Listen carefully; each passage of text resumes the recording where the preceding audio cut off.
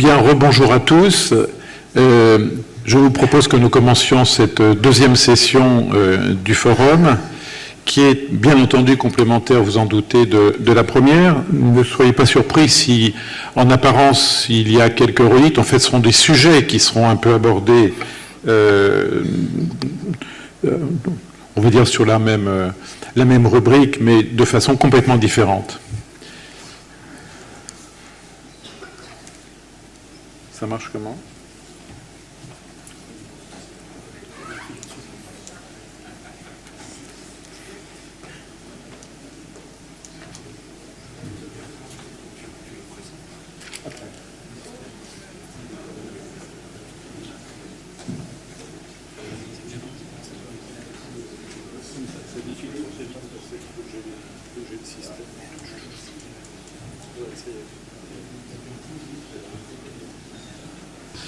Bien, le thème est Dr Google ou Dr Uber ou la médecine en location avec option d'achat. Et bien entendu, vous connaissez tous ce Google, vous connaissez tous ce Google là aussi, vous connaissez tous également ces lunettes qui n'ont pas été un grand succès et on pourra éventuellement voir pourquoi. Vous connaissez peut-être un peu moins cette version-là qui est l'utilisation de ballons pour faire accéder des populations un peu déshéritées à Internet. Évidemment, ça intéresse Google que tout le monde soit connecté. Vous savez qu'ils sont actuellement à la recherche du 2e milliard de connectés. Et puis, vous connaissez peut-être aussi un peu moins cette partie médicale. C'est celle qui va naturellement nous intéresser maintenant. Google, c'est maintenant Alphabet, Google n'est plus qu'une déclinaison de cette société, mais également ici Calico, qui est une structure dédiée essentiellement au vieillissement, aux pathologies dégénératives. Et vous voyez que le slogan a un peu changé. On est passé de Don't be evil à Do the right thing. Un exemple du système de connexion Google où on repère par exemple que plus il y a de pathologies à venir, plus les gens se connectent sur le site et vous voyez apparaître progressivement ici le pic de grippe, sauf qu'il y a des effets médiatiques qui amplifient l'événement et donc on a des surévaluations. Donc là encore, il y a une analyse ensuite qui doit être faite avant de tirer des conclusions très pratiques. Google se décline également sous le terme Very Lie avec un certain nombre de partenariats. Les 3 principaux concernent le diabète, c'est ces fameuses lentilles connectées, les maladies cardiovasculaires et les pathologies mentales, mais vous voyez qu'il y en a beaucoup d'autres qui arrivent. Et je voudrais insister juste sur Baseline. Ça, c'est un projet de recherche qui cherche à savoir ce qu'est une personne en bonne santé. En apparence, pour nous, c'est quelqu'un qui correspond à un poids, une taille, etc. Mais évidemment, si on rentre dans les pathologies cachées, et c'est tout l'intérêt, entre autres, de l'évaluation par nanodiagnostic, c'est une autre paire de manches. Voilà, par exemple, une petite publicité un autre avatar de Google, 23andMe, qui vous propose pour $150 de faire une analyse de votre ADN. Et au fond, que cherche Google ? Bien, Google est au départ un moteur, mais derrière tout ça, on retrouve toute une bande de gens qui sont de grands fans du transhumanisme, qui n'est pas une notion tout à fait nouvelle, mais vous voyez qu'au fur et à mesure, Google, décidément, Google rachète toute une série d'entreprises particulièrement dédiées à l'intelligence artificielle, aux nanotechnologies, etc., dans ce qu'on appelle le NBIC. Et surtout l'idée que finalement, le problème ne sera pas tellement le diagnostic, mais la demande du patient. Et là, tout de suite, arrive toute une série de questions, et notre panel que je vous présenterai tout à l'heure sera confronté à ces questions. Qui est responsable du choix? Le praticien peut-il refuser? Les mutuelles vont-elles rembourser ou les assurances? Et au fond, qui est responsable? En France, on sait bien que ces éléments sont toujours un petit peu dilués, mais là, on va être obligé de répondre de façon un peu plus précise. Enfin, ce transhumanisme, vous le savez bien, c'est un secret de Polichinelle, a déjà gagné la partie, puisque dès qu'une nouvelle technique apparaît, personne ne la refusera. Qui refusera un cœur artificiel ou un rein imprimé en 3D? J'attends de voir. Du coup, Time titre en septembre dernier, est-ce que Google peut solve death, résoudre le problème de la mort? Et au fond, Google souhaite transformer son moteur en outil d'intelligence artificielle avec l'aide, bien sûr, des gentils internautes. Deux questions se posent là aussi. Premièrement, y a-t-il une concurrence? La réponse est non. Peut-être Apple, mais ce n'est pas certain actuellement, en particulier en ce qui concerne l'intelligence artificielle. Et deuxième question, qui contrôle Google? Eh bien, personne en dehors des actionnaires et surtout pas le politique. Maintenant, Uber. Uber, vous connaissez tous, bien sûr, c'est une petite application. J'ai un chauffeur de taxi sympathique avec la cravate, etc.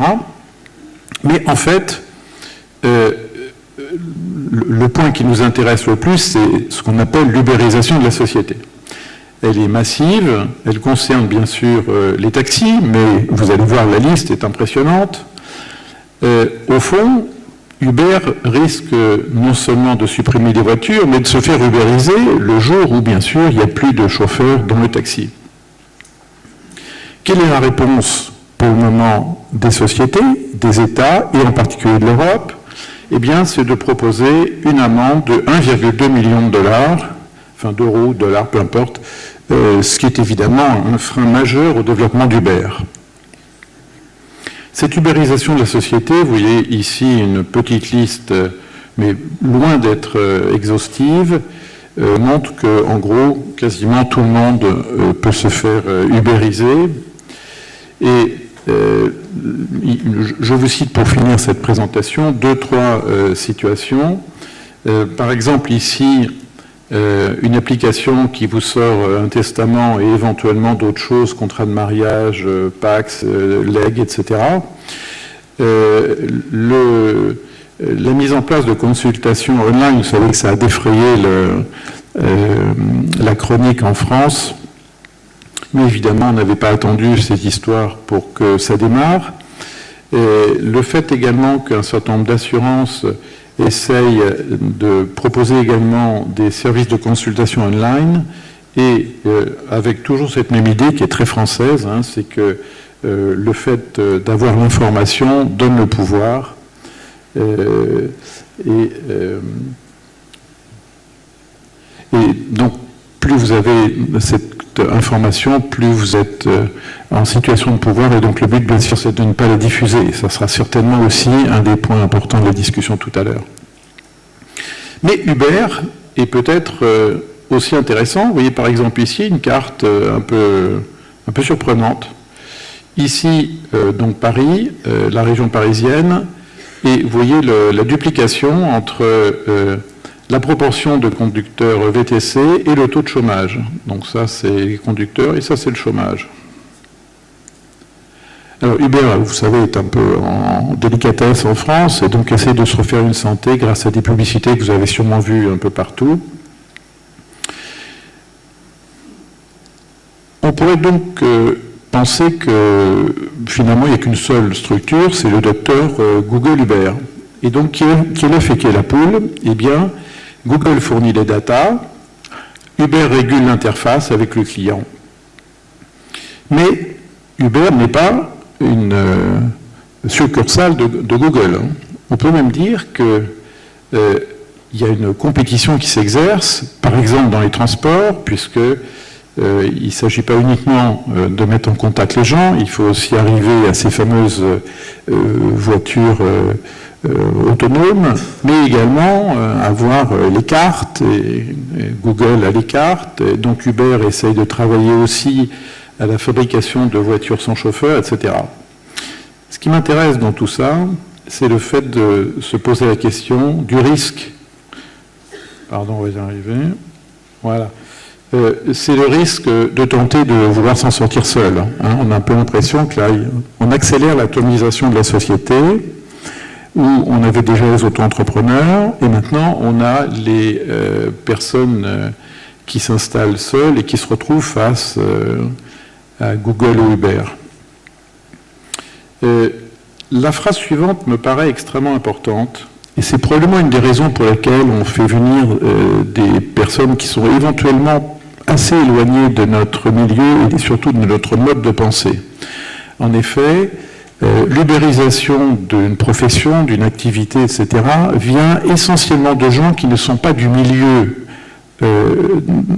concernés. Donc ce ne sont pas les taxis qui se sont ubérisés, ce ne sont pas les médecins qui s'ubériseront, ce sont des gens à côté qui ont une vision complètement différente du fonctionnement habituel. Et c'est pour ça que je compte bien sur nos panélistes et vous-même pour réfléchir vraiment à ce point qui me paraît tout à fait central. Bon, pour finir, Oscar. Oscar, c'est un système d'assurance essentiellement à New York qui a eu la bonne idée de démarrer au moment de l'Obamacare, qui a délivré plusieurs millions de nouveaux contrats. Et vous voyez que les clients plébiscitent un certain nombre de choses et sont attentifs et attirés par un certain nombre d'éléments. Par exemple, Oscar qui donne des montres pédomètres à ses assurés, ses clients, puisque là ce sont des clients. Alors c'est ce qu'on disait tout à l'heure, hein, il y a les données de bien-être, de santé, etc. Mais l'assureur peut même aller jusqu'à payer ses clients pour qu'ils se fassent vacciner contre la grippe, par exemple. Ou, et c'est là que ça peut déraper, Oscar peut collecter des données dont on sait, et M. Mondin a bien insisté tout à l'heure en posant sa question, sont-ils vraiment anonymisables?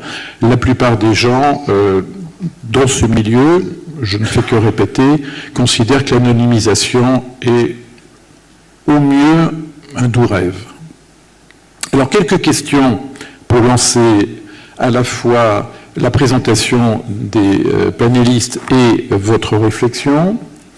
Vous vous souvenez de Doudou nous expliquant en 2004 que tout le monde aurait un dossier partagé très très vite. Bon. Vous voyez ici de joyeux touristes qui font leurs selfies, qui mettent bien sûr sur Internet. Est-ce qu'on pense vraiment que ce contrôle de la privation de la vie est sérieux? Et beaucoup de gens pensent actuellement que non pas l'ensemble des données va être collective, mais au contraire que tout s'individualise. C'est juste le schéma inverse de ce que certains pensent. La Pomme nous propose des programmes pour créer nos applications, nous médecins, à destinée de nos patients. Bon, vous avez vu ce qui est arrivé récemment d'un smartphone. C'est juste la course du chat et de la souris, et globalement, c'est plutôt le chat qui gagne. La question politique est centrale, je pense, dans notre discussion. Est-ce que vraiment le politique comprend l'enjeu de société, éthique, juridique et économique? Une fois encore, quand on condamne Google à quelques millions d'euros, ou ici 150 000 euros, c'est une autre amende, est-ce qu'on est vraiment dans l'enjeu? Que répondons-nous au transhumanisme? Est-ce qu'il y a vraiment un transhumanisme à la française, puisque tout doit être à la française? Et puis tout un grand sujet sur les bouleversements de notre activité, sur la formation des soignants, sur la validation scientifique des données. On est un petit peu déjà venu là-dessus, mais je pense que le regard un peu différent de nos panélistes sera intéressant sur ce sujet. Du coup, comment on gère la démographie? Est-ce que vraiment il y a besoin de 2, 3, 4, 5 000 ORL ou 500 ou 200? Et au fond, à quoi servira le médecin? Et puis, last but not least, quelle est la finalité et le sens de tout ça? Pour nous stimuler un peu, nous avons invité 3 orateurs. le professeur Guy Valencien, qui, comme j'espère tout le monde sait, est urologue, membre des académies de médecine et de chirurgie, Jean Villeneuve, qui est juriste en droit de la santé et professeur de droit à l'Université de Lille, et enfin, peut-être celui que certains d'entre vous connaissent bien, qui est Lionel Collet, certes conseiller d'État, mais qui, par-ci, par-là, m'a donné l'impression d'être intelligent. Mais ça dure très peu de temps, à l'occasion de ces présentations qui étaient extrêmement claires, même sur des sujets très très compliqués. Voilà. Donc, je propose qu'on laisse la parole maintenant pour 10 minutes chacun à nos orateurs, et puis ensuite, c'est vous qui faites le show.